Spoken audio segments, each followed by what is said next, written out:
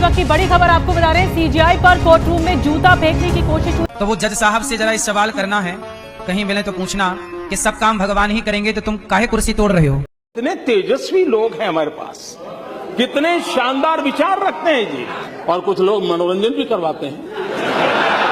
शादी हो गई आपकी? नहीं। क्यों नहीं करी शादी? अब नहीं करूँगा। अब शादी नहीं करोगे? नहीं। क्यों? आपने बोला 30 साल के बाद। कितने साल के हो आप? 39। तब शादी क्यों नहीं करोगे? मन नहीं है शादी करने का? नहीं। कोई पसंद हो तो बताओ। आप पसंद हो। जज की अब आप हिंदू सनातन संस्कृति का अपमान करते हो, क्या बोलते हैं? बोले तुम्हारी भगवान में शक्ति है तो खुद बना ले मंदिर, खुद कर लें। तो वो तो सब कर सकते हैं, वो तो प्रकट होकर रावण को भी मार सकते हैं, हिरण्यकश्यप की छाती भी फाड़ सकते हैं।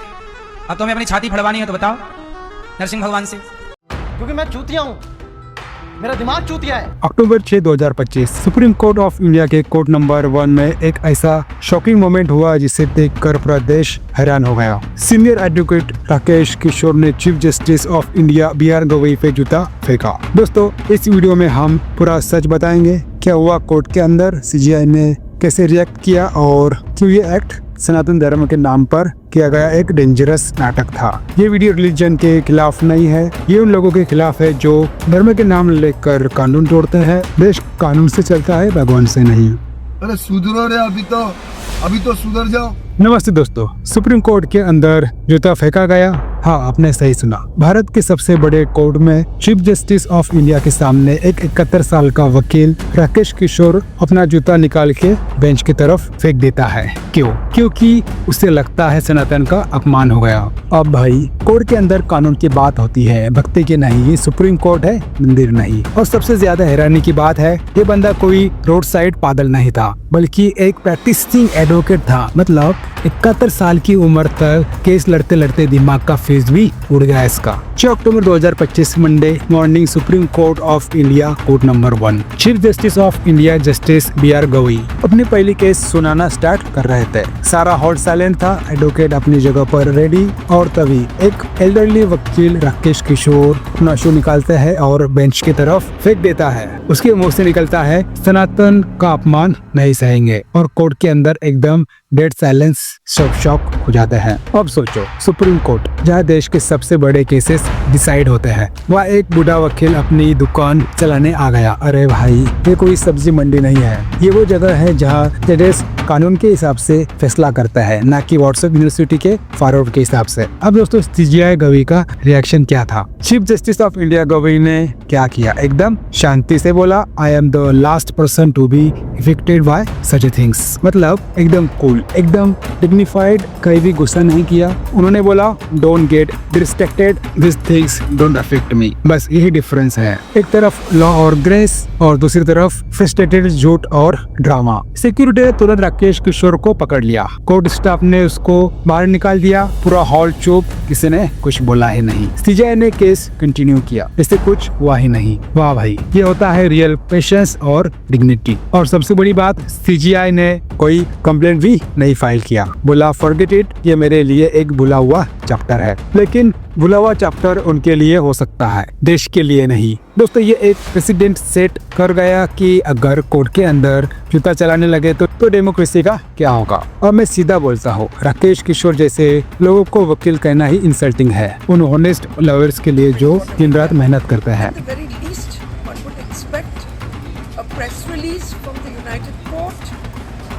Indicating that this is an attack of an ideological nature on an institution which is a secular institution intended to protect democracy in all castes and all communities. 71 साल का बुढ़ा एक्सपीरियंस के साथ विजडम आनी चाहिए थी, पर यहाँ आया है ओवर एक्टिंग। अगर इस बूढ़े इंसान में इतनी एनर्जी थी तो लीगल आर्ग्यूमेंट दो, शू मत फेंको। कोर्ट के अंदर ड्रामा नहीं चलता भाई। ये बंदा अगर जूता चलाने में एक्सपर्ट है तो पटियाला हाउस के बाहर एक शू थ्रोइंग कंपटीशन खोल ले। टाइटल रखना, अंधभक्ति लीग। कैसे कैसे लोग रहते हैं यार यहाँ पर। साला तुमको पागल कुत्ते का गाड़ी उठा के ले जाएगा, बता रहे हैं हम। कम से कम वहाँ लोग क्लैप तो करेंगे। कोर्ट में तो शर्मी मिली और देश में भी शर्मी मिली तुझे, लानत भेज रहे हैं लोग। लेकिन सवाल ये है, कौन है ये राकेश किशोर? इतने बड़े कोर्ट तक पहुँचा कैसे? इसके पीछे कोई पॉलिटिकल या आइडियोलॉजिकल बैकिंग थी क्या? और ये सनातन का अपमान वाली लाइन सच में फेथ का मैटर था या एक और सोशल मीडिया स्टंट? अभी बताता है भाई, अभी बताता है। अभी तूने गाड़ी में उंगली किया ना, अभी बताता है। और सच बताओ, ये रिएक्शंस देखो तो लगता है जैसे देश सोशल मीडिया सिर्फ ड्रामा और फेक आउटरीच के लिए बना हो। ट्विटर, एक्स, इंस्टाग्राम सब जगह हैशटैग्स ट्रेंड कर रहे हैं और लोग डिबेटिंग कर रहे हैं, लेकिन मेजोरिटी सिर्फ इमोशनल और परफॉर्मेटिव आउटरीच में फंस गया है। पब्लिक रिएक्शन: जब न्यूज स्प्रेड हुई राकेश किशोर ने सीजीआई पे शो फेंका, लोग नेचुरली शॉक में आ गए। Hashtag like, hashtag supreme court attack, hashtag justice for CJI, hashtag court not temple, हर जगह ट्रेंडिंग हो गया। लेकिन एक दिक्कत है, कुछ लोगों ने इस इंसिडेंट को रिलीजियस हीरोइज्म के एंगल से भी प्रमोट करना शुरू कर दिया। मतलब एक बूढ़ा एडवोकेट जूता फेंका और कुछ लोग सोशल मीडिया पे उसको ब्रेव वॉरियर बना रहे हैं। अरे भाई, क्या ये देश के कानून है या यूट्यूब यूनिवर्सिटी का ड्रामा? कोर्ट का बेंच टेम्पल नहीं है और रिलीजन का नाम लेकर वायलेंस को जस्टिफाई नहीं कर सकते। ये देश कानून से चलता है, फेक इमोशंस और फेक भक्ति से नहीं। दोस्तों, यहाँ पर मीडिया का ड्रामा और बायस दिखा गया। मीडिया चैनल्स ने इस इंसिडेंट को कैसे कवर किया? कुछ ने सेंसेशनल बनाया, हेडलाइन में लिखा सीजीआई पे अटैक, शॉक टू नेशन, और कुछ यूट्यूबर और न्यूज चैनल्स ने उसको शेड्यूल रिलीजियस हीरो बना दिया। न्यूज डिबेट में एक साइड कह रही थी ये धर्म का मामला है और दूसरी साइड कह रही थी कोर्ट की डिग्निटी को इंसल्ट हुआ। मतलब डिबेट करने की जगह कुछ चैनल सिर्फ क्लिकबेट के लिए रिलीजन और ड्रामा का मिक्स बना रहे थे। ये सेम चैनल्स जो नॉर्मल दिन में लीगल अवेयरनेस नहीं देते, अब सुप्रीम कोर्ट के अंदर का चाउस कवर कर रहे हैं जैसे रियलिटी टीवी शो हो। Celebrity and influencer reactions: celebrities और इन्फ्लुएंसर का रिएक्शन भी सोशल मीडिया पे वायरल हुआ। पीएम मोदी ने खुद कॉल किया और बोला कि एक्ट अटरली कंडेमनेबल है। सोलिसिटर जनरल तुषार मेहता ने भी बोल दिया अनपार्डोनेबल। लेकिन कुछ सो कॉल्ड इन्फ्लुएंसर ने इसी इंसिडेंट को हीरोइक स्टंट बोल दिया। हाँ भाई, 71 साल का बूढ़ा वकील अपने एक्सपीरियंस फेल हो गया और आप उसको हीरो बोल रहे हो। ये रियलिटी चेक है। अगर पब्लिक और सोशल मीडिया को ये एक्शन इंस्पायर करे तो नेक्स्ट टाइम और भी डेंजरस इंसिडेंट हो सकता है। ये लॉजिकल और लीगल अवेयरनेस का टाइम है, हीरो वर्शिप का नहीं। दोस्तों, सोशल मीडिया चाओस और फेक आउटरीच भी दिखाया गया मीडिया में।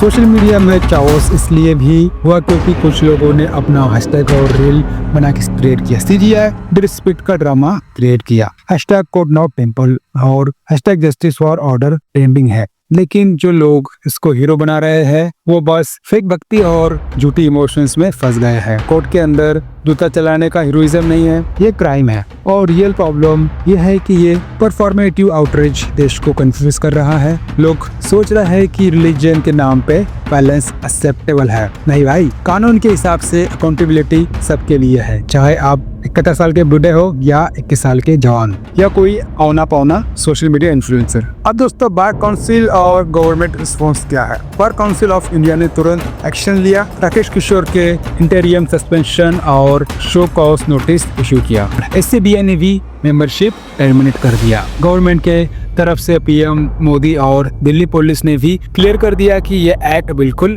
अनएक्सेप्टेबल है। अब बात यह है, ये सिर्फ इंडिविजुअल का इश्यू नहीं है। अगर ये एक्शन सोशल मीडिया के प्रेशर या पॉलिटिकल बैकिंग से हुआ है तो पूरे सिस्टम को चेक करना पड़ेगा। ट्रांसपेरेंसी और अकाउंटेबिलिटी ही देश को सेफ रखती है। सीधा बोलूं, ये बंदा 71 साल का वकील है, एक सीनियर एडवोकेट जिसका काम है कानून और जस्टिस अपहोल्ड करना, और उसने किया क्या? जूता फेंका। और जो लोग इसको लेजेंडरी बना रहे हैं सोशल मीडिया पे, वो लोग भी कंफ्यूज्ड और बायस्ड है। अगर किसी ने सोचा कि ये ब्रेव है तो समझ लो कि लॉ का रिस्पेक्ट सिर्फ अपने लिए नहीं, देश के लिए भी है।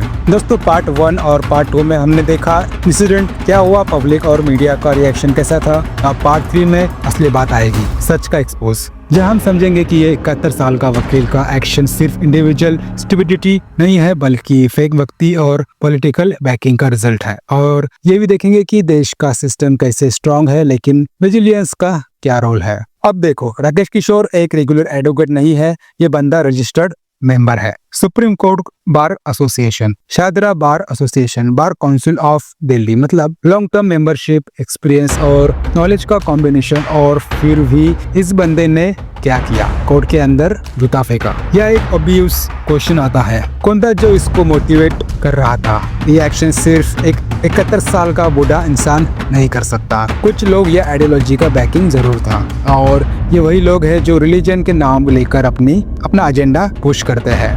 ये वही लोग हैं जो रिलीजन के नाम लेकर अपना एजेंडा पुश करते हैं। देश के लिए ये एक डेंजरस प्रेसिडेंट है। अगर एक सीनियर एडवोकेट कोर्ट की डिग्निटी को इग्नोर करके ऐसे स्टैंड करे तो नेक्स्ट टाइम कोई और भी एक्सट्रीम स्टेप्स ले सकते हैं। और कुछ बेवकूफ यूट्यूबर इसको बढ़ावा दे रहे हैं। स्क्रीन के सामने आपको दिखाई दे रहा है, ये है वो चूतिया लोग। ये रिस्पॉन्सिबिलिटी और अकाउंटेबिलिटी का टाइम है, हीरो वर्शिप का नहीं। Law versus religion, the real lesson. सुन भाई, इंडिया का सिस्टम कानून से चलता, रिलीजन का नहीं। राकेश किशोर ने बोला सनातन का अपमान नहीं सहेंगे, लेकिन भाई कोर्ट के अंदर अपमान का लॉजिक कैसे चल सकता है? अगर हर इंसान अपनी रिलीजियस इमोशंस के नाम पे बैलेंस करेंगे तो देश का क्या होगा? बुढ़ाऊ सिर्फ बाल पक गए और गंजा भी हो गया, लेकिन दिमाग 71 साल तक भी नहीं आया। सीजीआई गवाही ने एकदम काम रिजेक्शन दिया, this things do not affect me. और ये बात है सबसे इम्पोर्टेंट, लॉ और जस्टिस के सामने रिलीजन का इमोशनल ड्रामा का कोई वेट नहीं होता। अगर देश को कंफ्यूज किया गया कि रिलीजन के नाम पे कोई भी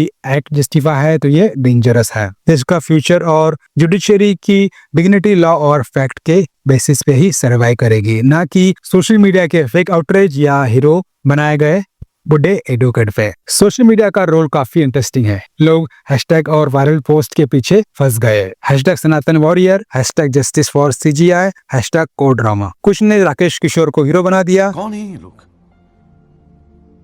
कहां से आते हैं? मतलब एक 71 साल का बूढ़ा वकील जो अपनी एक्सपीरियंस फेल कर चुका, और लोग उसको ब्रेव डिक्लेयर कर रहे हैं। सबके सब बेवकूफ और बायस्ड। और ये वही हिपोक्रेसी है जो लोग ये सब बोल रहे हैं, वो अपनी कास्ट और कम्युनिटी के अंडर सेफ हो जाते हैं। मतलब फेक इमोशंस का डबल स्टैंडर्ड चल रहा है। फैक्ट सिंपल है, लॉ सबके लिए इक्वल है। कोर्ट के अंदर अपमान या फेक हीरोइज्म का स्पेस नहीं है। ये परफॉर्मेटिव आउटरीच सिर्फ सिस्टम को वीकेंड करता है और देश के यूथ को गलत एग्जाम्पल देता है। सीधा बोलूं, राकेश किशोर जैसे लोग सिर्फ ईगो और झूठी इमोशंस के पीछे चल रहे हैं। 71 साल का बूढ़ा, उसका काम था लीगल विजडम और एक्सपीरियंस को यूज करना। उसने क्या किया? जूता फेंका। और सोशल मीडिया पे जो लोग इसको लेजेंडरी बना रहे हैं वो भी गिदड़ है। ये देश कानून से चलता है, फेक रिलीजन और हीरो वर्शिप से नहीं। और सच बताओ, ये एक वेकअप कॉल है। ऐसे लोगों और इंसिडेंट्स पब्लिक को कंफ्यूज करने के लिए हमेशा रेडी रहते हैं। अवेयरनेस और लॉजिक ही शील्ड है, फेक आउटरीच और ड्रामा नहीं। चलिए बात करते हैं इसके बाद ट्रेंडिंग क्या चल रहा है। हैशटैग कोर्ट नॉट टेम्पल और hashtag justice for order viral है। मल्टीपल ट्विटर थ्रेड्स एक्सपोज कर रहे हैं कि राकेश किशोर का रिएक्शन आइडियोलॉजिकल पैकिंग का रिजल्ट है। पब्लिक और यूथ डिबेट कर रहे हैं, लेकिन क्या ये सही है? क्या रिलीजन के नाम पे बैलेंस जस्टिफाई हो सकता है? बिल्कुल नहीं। मतलब ट्रूथ क्लियर है, लॉ फेक भक्ति, हीरो वर्शिप। फेक हीरो बनाने वाले एल्डरली एडवोकेट और उनके सपोर्टर्स के पीछे की ट्रूथ समझना जरूरी है। लॉ और जस्टिस का रिस्पेक्ट सबके लिए है, रिलीजन और इमोशन से नहीं। इसके पीछे है कौन?